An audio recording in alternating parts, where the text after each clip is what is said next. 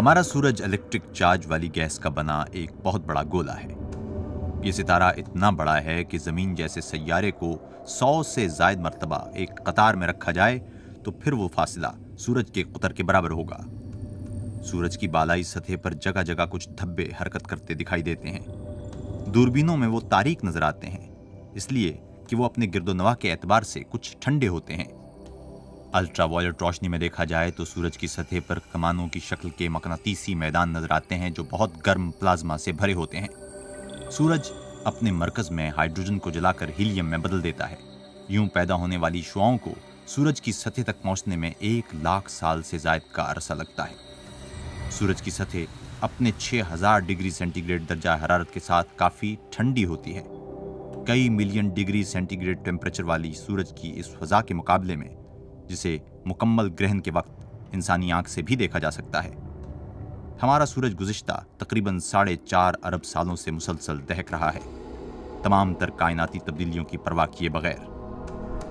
क्या सूरज एक आम सा सितारा है जैसे दूधिया कहकशां के दीगर लातादाद सितारे?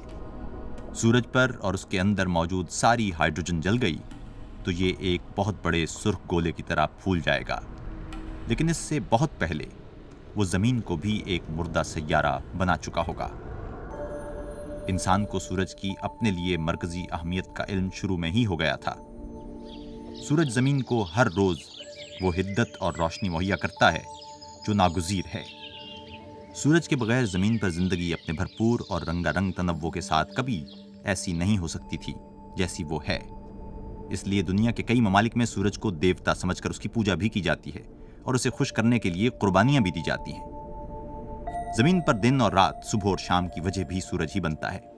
चांद के मुकाबले में सूरज के जरिए दिन के दौरानिये और साल के मुख्तलिफ मौसमों के अरसे की पैमाइश कहीं ज्यादा बेहतर अंदाज में की जा सकती है।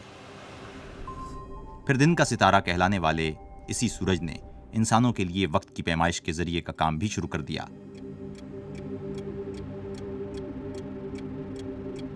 सोलहवीं सदी में निकोलाउस कोपरनिकुस ने कह दिया कि दुनिया के लिए मरकजी अहमियत की चीज सूरज है। इस तरह ये अजीम सितारा माहिरीन तिब्बियात के लिए मजीद पुरकशिश और एक कलीदी साइंसी तहकीकी मौजू बन गया। ये बात तो मसनूई खलाई सैयारों की मौजूदा दौर में पता चली कि सूरज के तबई असरात कितने दूर तक होते हैं। इलेक्ट्रिक चार्ज वाले लातादाद ज़रात सूरज से मुसलसल खला में पहुंचते रहते हैं। शमसी ज़रात के सूरज से खला में इस बहाव को सोलर विंड या शमसी हवा भी कहा जाता है।